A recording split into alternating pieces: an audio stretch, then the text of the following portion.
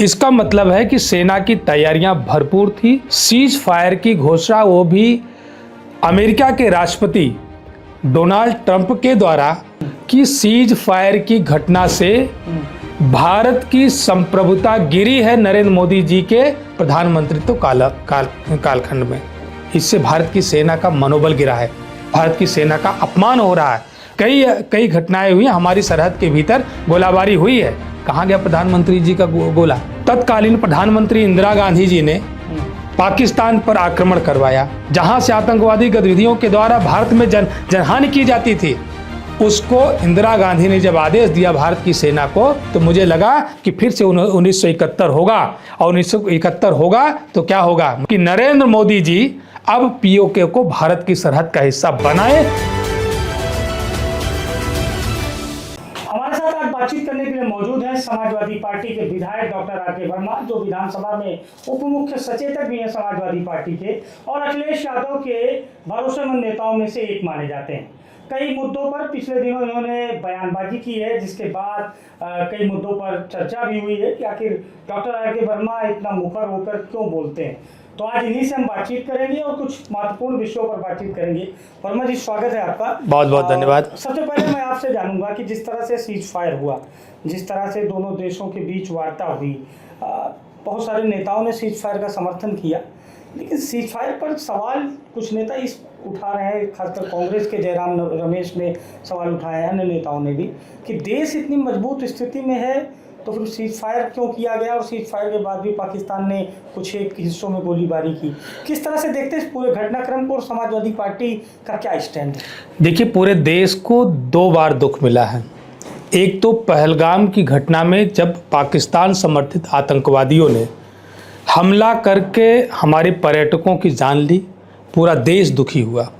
और उस घटना के 14 दिन के बाद आदरणीय नरेंद्र मोदी जी ने एक जवाबी कार्रवाई आतंकवादी ठिकानों पर करवाई। भारत की सेना ने अपने शौर्य और पराक्रम से एक जवाबी कार्रवाई करी और आतंकवादी ठिकानों को नेस्तनाबूद किया। और आपने हमारे देश के रक्षा की प्रेस को भी आपने सुना होगा, विभाग के जिम्मेदार अधिकारियों के द्वारा ये बात कही गई कि हम अपने सही टारगेट पर अपने टारगेट को अचीव कर रहे थे, जो हमने हमला करने से पहले बनाए थे। इसका मतलब है कि सेना की तैयारियां भरपूर थी, और सेना की योजना जो थी वो परिपक्व थी। लेकिन अचानक सीज फायर की घोषणा वो भी अमेरिका के राष्ट्रपति डोनाल्ड ट्रंप के द्वारा उनकी मध्यस्थता में अनाउंस किया जाना, ये पूरे देश के लिए बड़ा दुख देने वाली बात है। और इससे देश की जो संप्रभुता है वो पूरी दुनिया में गिरी है। अच्छा, लोग ये कह रहे हैं कि डोनाल्ड ट्रंप ने अपने आप को बड़ा प्रदर्शित किया, और डोनाल्ड ट्रंप ने पूरी दुनिया को दिखाया कि कैसे मेरे एक बार कहने पर कई देशों मैं यही बात मैं संवैधानिक शब्दों में मैं कह रहा हूं कि सीज फायर की घटना से भारत की संप्रभुता गिरी है नरेंद्र मोदी जी के प्रधानमंत्रित्व कालखंड में। इस बात को लेकर के पूरा देश सवाल कर रहा है। समाजवादी पार्टी ही सवाल नहीं कर रही है, पूरा देश इस बात के लिए सवाल कर रहा है कि जब हमारी भारत की सेना ने सही अपने टारगेट को अचीव किया और सेना आगे बढ़ती जा रही थी, तो अचानक सीज फायर की घोषणा क्यों? क्या इससे भारत की सेना के मनोबल को नहीं गिराया गया? इससे भारत की सेना का मनोबल गिरा है, भारत की सेना का अपमान हो रहा है। भारत की सेना पूरे मनोबल से, अपने शौर्य, अपने पराक्रम से, अदम्य साहस से अपने दुश्मनों के ठिकानों को नेस्तनाबूद कर रही थी। और उन परिस्थितियों में जब हम एक बड़ी कामयाबी की ओर आगे बढ़ रहे थे, अचानक इस तरीके का ऐलान कर दिया जाए, सीज फायर का ऐलान कर दिया जाए, और उसके बाद अगले दिन बयान देते हैं प्रधानमंत्री जी कि उनकी तरफ से अगर सीज फायर के बाद गोली चलेगी तो हम गोला बरसाएंगे। अरे, हमारी भारत की सेना तो पहले गोला बरसा रही थी, उसको आपने रोका। और आज सीज फायर के बाद कई घटनाएं हुई हैं, कई घटनाएं हुई हैं, हमारी सरहद के भीतर गोलाबारी हुई है। कहाँ गया प्रधानमंत्री जी का गोला? तो इससे भारत की सेना का मनोबल गिरा है, देशवासियों का मनोबल गिरा है, और वैश्विक पटल पर भारत की संप्रभुता गिरी है। उस पर चोट लगी है, वो आहत हुई है। अच्छा, कुछ लोग ये भी कह रहे हैं कि जैसे अमूमन देखा गया कि कई विषयों पर सत्ता पक्ष और विपक्ष के बीच वैचारिक मतभेद होते हैं। लोग ये कह रहे हैं कि जब विपक्ष भी पूरी तरीके से आपके साथ था, विपक्ष ने कहा था कि सरकार की हर कार्रवाई में कदम से कदम मिलाकर चलेंगे, उसके बावजूद सरकार केवल अमेरिका के सामने, या आपको लगता है कि कोई बड़ा वैश्विक दबाव था? देखिए, कोई बड़ा वैश्विक दबाव नहीं था।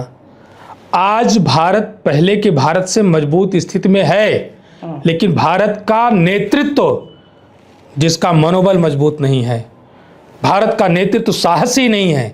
आप 1971 को याद करिए, तब भारत अमेरिका के सामने क्या था, जब तत्कालीन प्रधानमंत्री इंदिरा गांधी जी ने पाकिस्तान पर आक्रमण करवाया, और अमेरिका उस समय भी, आप उस घटनाक्रम को याद करिए, समाचार पत्रों में छपी हुई खबरों को याद करिए, आपको मिल जाएंगी, जिसमें अमेरिका बार बार बात करना चाह रहा था कि पाकिस्तान से युद्ध रोको, लेकिन तत्कालीन प्रधानमंत्री इंदिरा गांधी ने कहा नहीं, हमने दुश्मन पर हमला किया है तो नेस्तनाबूद करने के लिए। और उन्होंने वह पूर्वी पाकिस्तान का हिस्सा, जहां से भारत में अशांति फैलती थी, जो भारत के लिए सिरदर्द बना हुआ था, जहां से आतंकवादी गतिविधियों के द्वारा भारत में जनहानि की जाती थी, उसको इंदिरा गांधी ने जब आदेश दिया भारत की सेना को, भारत की सेना ने उस पूर्वी पाकिस्तान को बांग्लादेश बना दिया। बनाया कि नहीं बनाया? वो भी 14 दिनों के युद्ध में।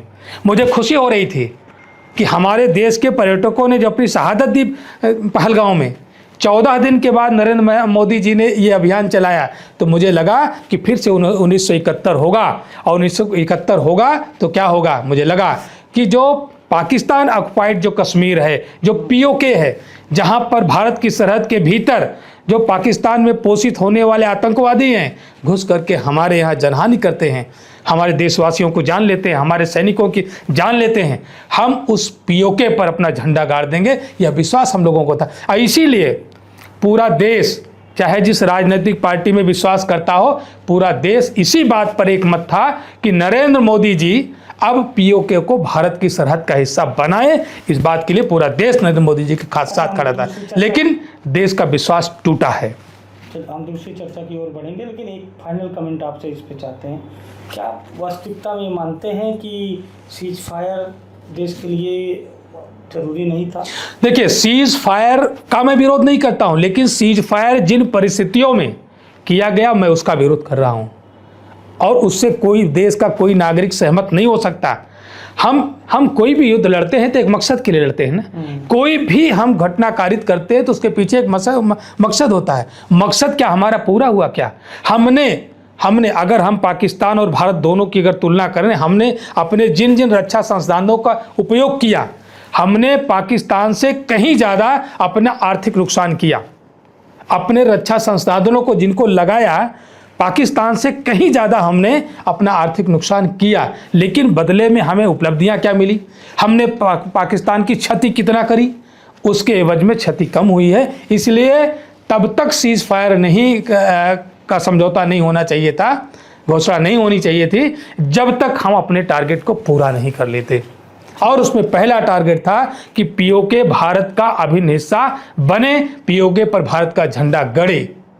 ये पूरे देशवासियों की इच्छा थी। और हम जो बलूची जो लगातार संघर्ष कर रहे हैं, पाकिस्तान के आतंक का, पाकिस्तान के अन्याय अत्याचार का सामना कर रहे हैं, वो हमारे साथ खड़े थे।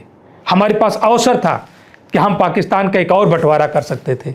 हम एक बलूचिस्तान बना करके पाकिस्तान को इतना कमज़ोर कर देते कि कल, आज की तारीख में मैं कह रहा हूँ कि दुनिया में अगर हमारा सबसे बड़ा कोई दुश्मन है जिसके बारे में हमें सोचना चाहिए, तो चाइना के बारे में सोचना चाहिए। पाकिस्तान की कोई हैसियत नहीं है, लेकिन कल अगर चाइना ने अगर पाकिस्तान को मोहरा बना करके हमारे खिलाफ युद्ध अगर छेड़ा, तो हमारे लिए चिंता की बात होती है।